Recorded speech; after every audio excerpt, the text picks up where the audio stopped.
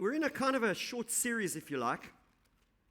Series really just because there are a number of different preachers over the last couple of weeks. Certainly in the morning, we had a friend of mine, Guy de Swart, at Immerse Family Church, who shared something of his story. I want to allude to that as part of the message tonight. And there are a couple of different speakers, but we've kind of put it under one banner of just trusting God.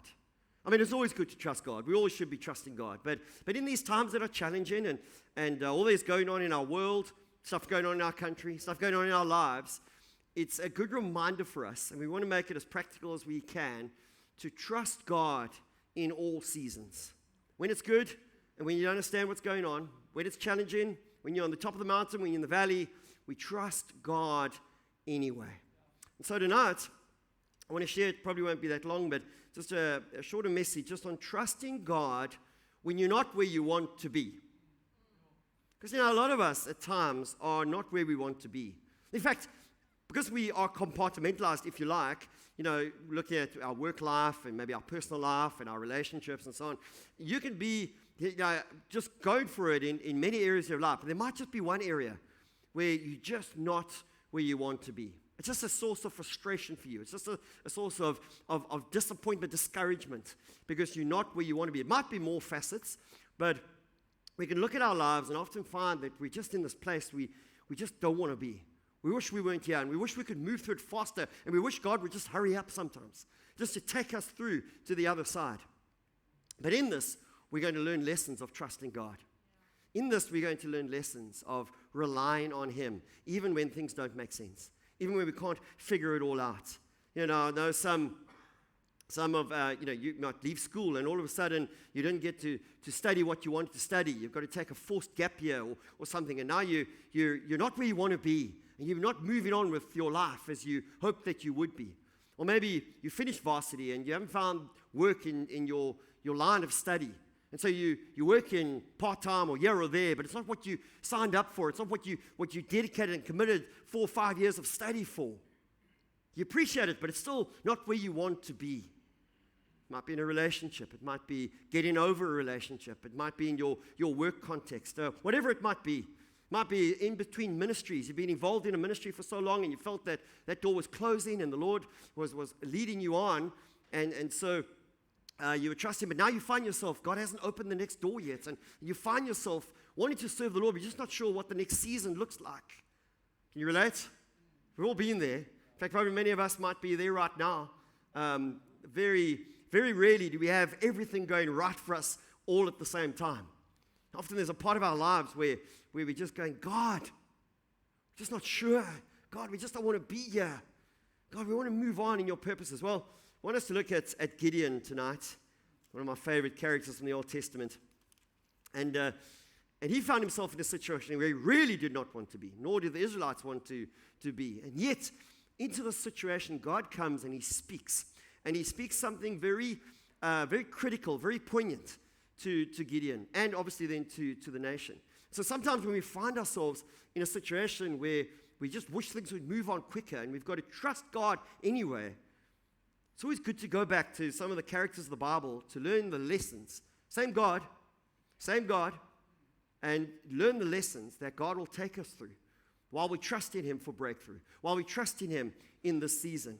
So we're going to read just something of the first part of the story of Gideon. As you know, later on, he delivered the Israelites, or God delivered the Israelites through Gideon. Remember, he had to whittle down his army to just 300 men. Remember that. So it really was a miraculous intervention on behalf of God. But this is not where it starts. When you read the end of the story, Gideon, what a mighty man of God. But actually, it starts quite different. And that's what we're going to look at tonight. So in Judges chapter 6, we're going to start. We're going to read all the verses, but we're going to start in verse 1. And again, the Israelites did evil in the eyes of the Lord. You have this cycle that's repeated throughout the book of Judges. And for 7 years, He gave them into the hands of the Midianites. Because the power of Midian was so oppressive, the Israelites prepared shelters for themselves in mountain clefts, caves, and strongholds. That's incredible.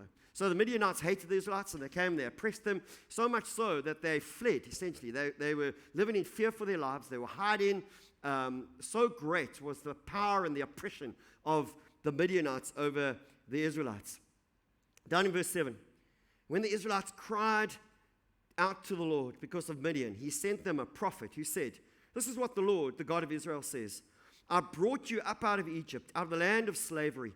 I snatched you from the power of Egypt and from the hand of all your oppressors. I drove them before you and gave you their land," the promised land.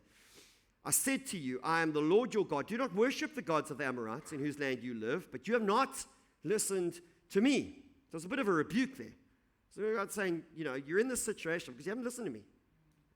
I'm not saying that's you, but sometimes we just got to say, "Lord, why has this happened?" And look and say, well, is any repenting that I need to do? Verse 11, "And the angel of the Lord came and sat down under the oak in Ophrah that belonged to Joash the Abiezrite, where his son Gideon was threshing wheat in the winepress to keep it from the Midianites." In other words, he's doing it secretively. He's doing it secretly. He's threshing wheat in a winepress. And so he's doing it to hide himself and what he's doing from the Midianites.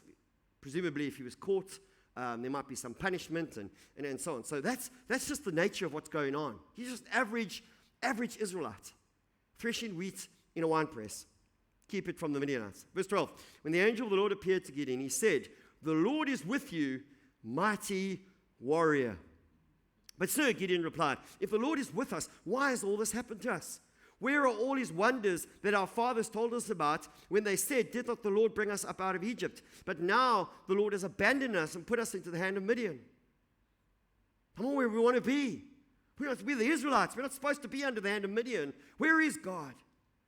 The Lord turned to him and said, "Go in the strength that you have and save Israel out of Midian's hand. Am I not sending you?" But Lord, Gideon asked, "How can I save Israel? My clan is the weakest in Manasseh, and I'm the least in my family." And the Lord answered, "I will be with you, and you will strike down the Midianites together." And that's exactly what happened. So there's this backwards and forwards. Remember, Gideon's still nervous. He's nervous. In fact, he says, "Lord, can I just make an offering? And would you show yourself in the offering," which God does. And then remember Gideon the fleece. And the one night it's like, dry fleece on wet ground, or the ground needed to be wet. And then the next night, he still wanted like the reverse. Just because he really wanted to know like God was with him. And I think there's some valuable lessons we can learn from the situation that Gideon found himself, is to trust God even when we're in a situation that we don't want to be. Because our inclination is we want to get through this as quickly as possible. We get frustrated when God doesn't come through faster. It says 7 years. 7 years the Israelites have been crying out to the Lord. 7 years the Midianites had oppressed them. And so it's very easy for us to become frustrated. It's very easy for us to go, "God, where are you? God, why are things not happening sooner for me?" And it's hard sometimes to trust God when the weeks roll into months and we don't see the breakthrough that we're longing for and we don't see the answer coming. But I want to encourage you tonight. If you find yourself in a situation that's where you're not where you want to be, and you know that there's more, and you know that there's more beyond what you are experiencing right now, there are some lessons to learn, and there's some things that we can do in trusting God. In trusting God. The first is this: God hears you. Verse 6, that's where we started. And the Israelites started to cry out to the Lord, and the Lord heard their cry. Nothing is more simpler than that.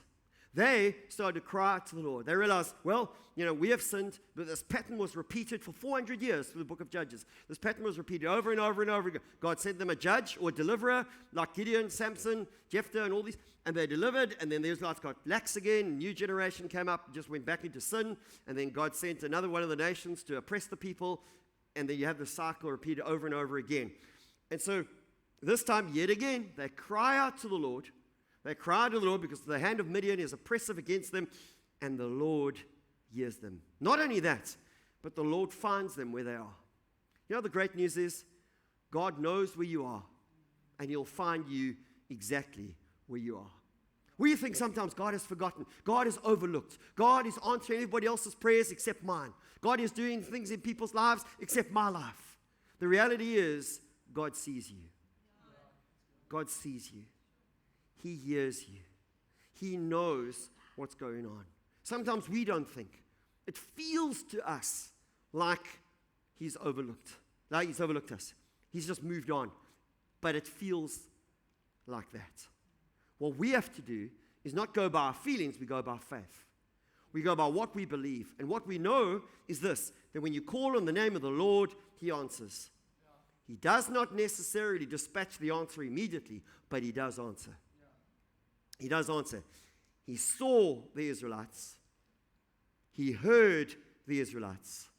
And He responded to the Israelites. You and I, throughout our lives, are going to find ourselves in situations we don't like where we are. It feels like a holding pattern, or it feels like we're in between, or it feels like things have gone wrong for us, it feels like things are... And it's in those times where the worst thing you can do, I just give up. I'm just, I don't know what the point of praying is. I don't know what the point of coming to church is. And God's going to do what He's going to do anyway, and He'll find me what... No, don't do that. It's the worst thing you can do. The best thing you can do is to keep on seeking the Lord. That's all you do. Keep on calling out to the Lord. Because here's what God does. It's not long after they start to call out to the Lord that God sends a prophet.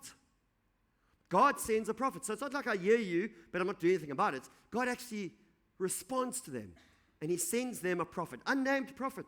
We never hear of this prophet again. He just comes and he reminds the people that the same God that is now with them, the same God that's going to answer their prayers, is the God that delivered them out of Egypt. What a word. What a word to hear when everything's falling apart. What a word to hear when this oppressive hand of Midian is upon you. That the same God that delivered you out of your forefathers from Egypt is the same God that stands ready to deliver you now. So, one of the things that I really would encourage you, and this kind of, for those of you here last week, kind of builds a little bit on last week, but one of the things that I'd encourage you, when you're in a place and it's not exactly where you want to be, don't stop calling on the name of the Lord, number one. Number two, don't stop coming to church. Don't stop engaging with God's people. The temptation will be to pull away a little bit. They just so feel like, it irritates you sometimes. Everybody's sharing their testimony, how good God is. And you're battling with some stuff. Don't pull away. The devil will lie to you and say, just take a break. You need a break from all these religious people. No, you don't. Do you know why? Because the greater chance of hearing a prophetic word, the greater chance of hearing God speak to you is going to be found in church. It just is. You can hear it on, you can see it on YouTube and all the rest, but you think about it. You think about it. The times where you've heard a word from the Lord that has impacted you, has it been on the internet or has it been in church? I guarantee you most of it would have been in church. You know why? Because I think God has a reason for it. It's a good thing to be part, because this is where you will hear God. I remember a long time ago, over 20 years ago, before we came here, in fact, the year that we ended up here, at the end of the year, how the beginning of the year started was that we had, so Kim and I had some words about ministry overseas in the UK. We went over there, and if I showed you how God led us, you would go like, absolutely, all these sort of, and when we got over there, all the doors closed. So we came back here, we were confused, we had no idea what God was doing. But partly because I am in ministry, we can't just quit church, but we went to every meeting that we could outside. I remember we went to the Vineyard Camp, that year, and all along through that year, God was still speaking to us, even though we had no idea what God was doing. We had absolutely no idea what the next season of our lives was. We felt like we were in this holding pattern. We had no idea what the purposes and plans of God were for us in that season. And through it all, though, through being in meetings, a variety of different meetings, people that didn't know us, people would come and pray, people would come and this pattern emerged of God just speaking into our lives. God just speaking and ministering into our lives. And so at the end of that year, when a couple of things started to fall into place, that it ended up, Andrew and I coming here, it all just fell into place like really quickly. And when I look back on that year, there was so much I did not understand. But one thing I knew, God was speaking.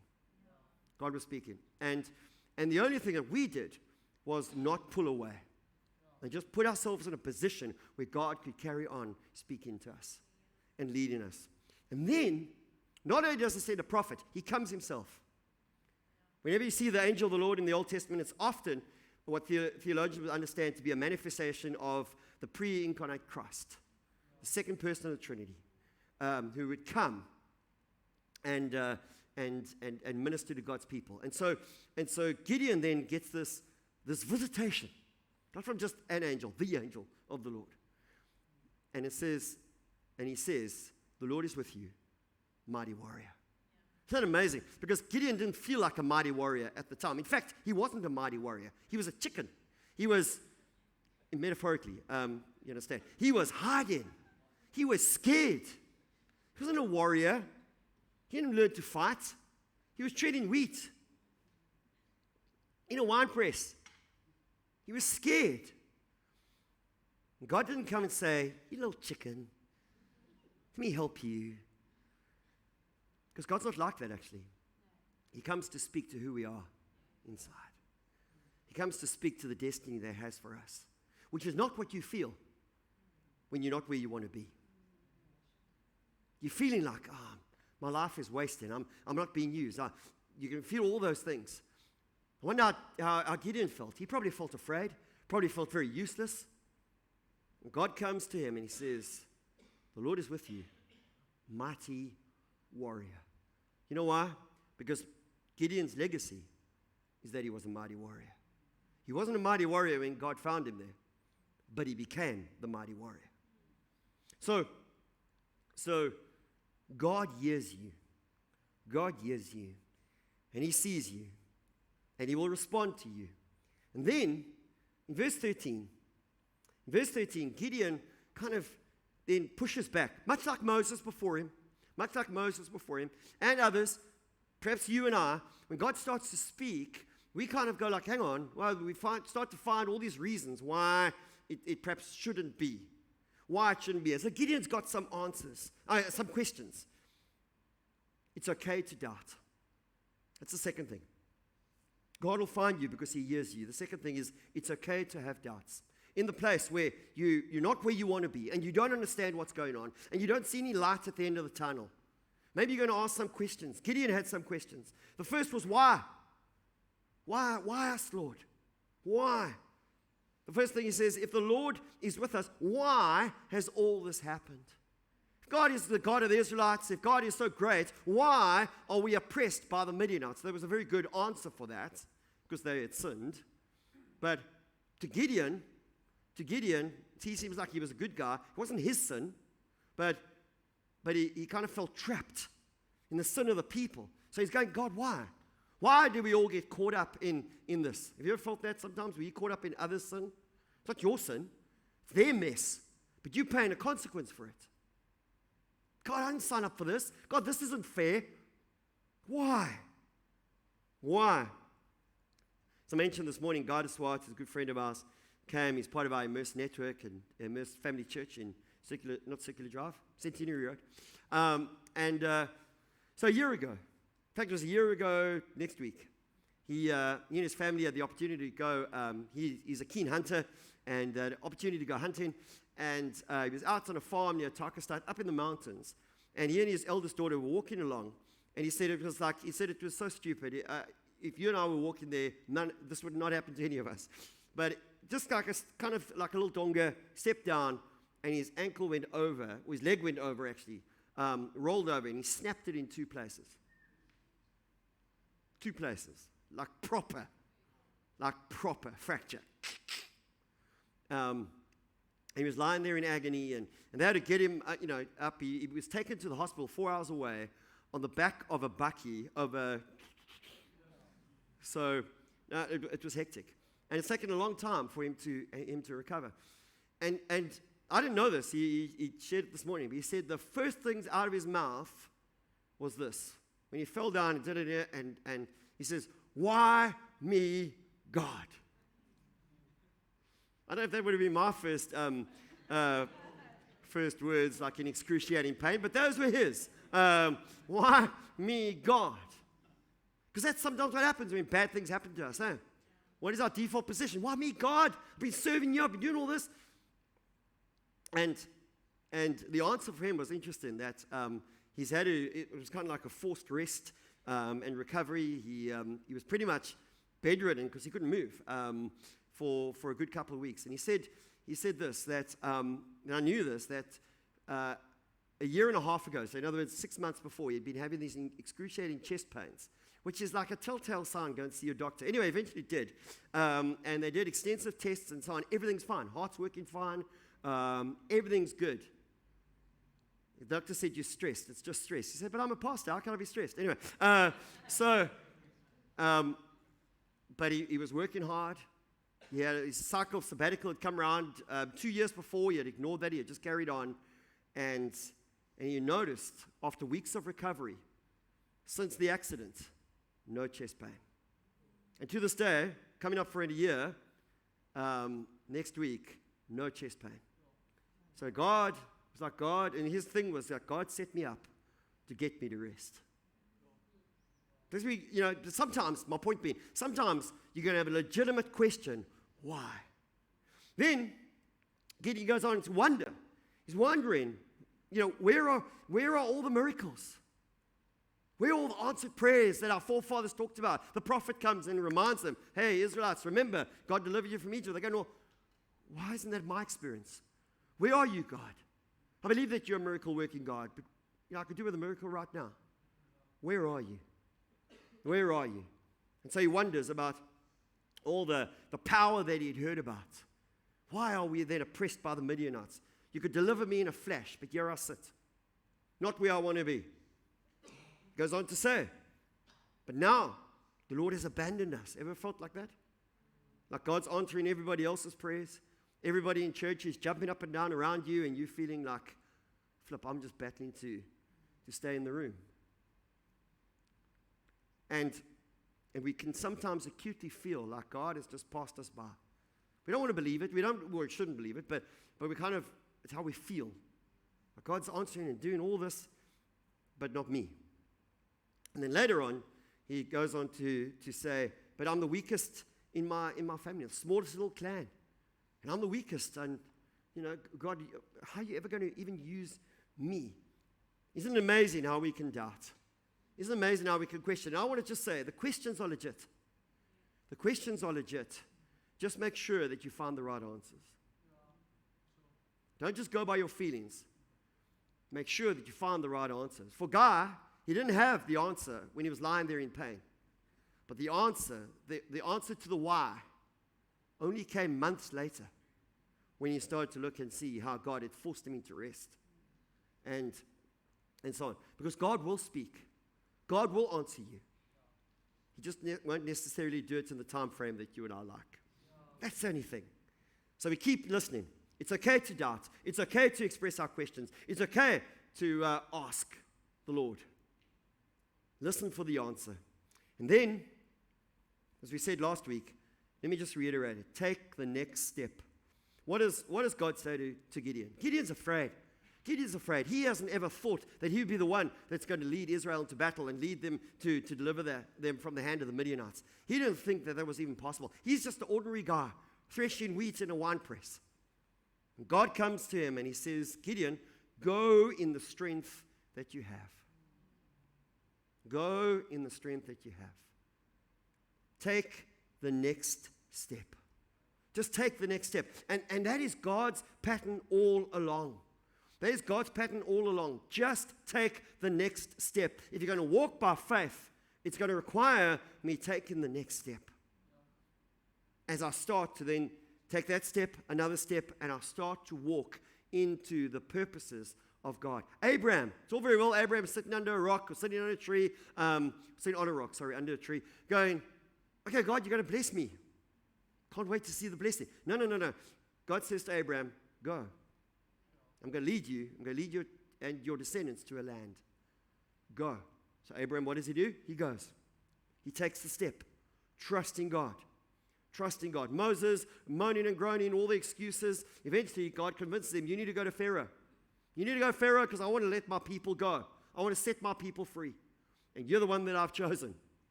Moses had to go. David wasn't looking to be king. David wasn't even looking to fight Goliath. But he realized nobody else is going to.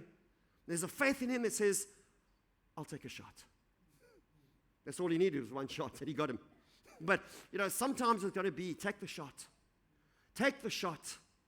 For Joseph, sitting in a prison, and he remembers, I can interpret dreams. Those dreams got him into trouble because his brothers hated him because of it. But he thinks, man, the cupbearer and the baker both had dreams. Maybe I can interpret those dreams. Remember, we talked about it last week?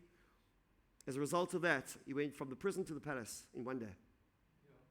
Take the next step. You see, we're in a situation we don't want to be. We wish that God was just going to hurry things up. The temptation is just to sit and to squat and to wait until things change. You don't have to do that. Go in the strength that you have. Go in the strength that you have. Do something. Do something. Redeem the time. Make yourself useful. Just take the next step. What is the next step? Whatever is in front of you, whatever God has put in your heart, whatever you're feeling stirred for, whatever burden there is, just take the next step. It may be a small step, it may be a big step, but take that step. Eventually, Gideon asked for a sign, which became a number of signs along the way. Because now he's like terrified that God is asking him to do something quite significant. So he asked for a sign. He says, I'm going to make a little offering, and if you would come, Lord, and just show me. And eventually the fire comes out the rock and all the rest. That's the sign. You know what's so amazing? Is we read towards the end. In verse 22. When Gideon realized that it was the angel of the Lord, he exclaimed, sovereign Lord, I have seen the angel of the Lord face to face. Now, from the law, that's like you don't do that. You don't do that and live. But the Lord said to him, verse 23, peace. Do not be afraid. You are not going to die. So Gideon built an altar to the Lord, and there he called it, the Lord is peace. And to this day it stands in Ophrah among the Bezrites. The Lord is peace is quite interesting because it is one of the covenant revelations of God. For those of you who are doing the journey through the Bible, that's what we talked about last week, remember. So God reveals himself in certain names through his certain actions, and they are linked with his personal name Yahweh and a revelation and manifestation of the covenant. And as a result of this, now remember, Gideon hasn't won any battle yet. He hasn't even left yet. He's probably still standing in the wine press with his feet full of grain.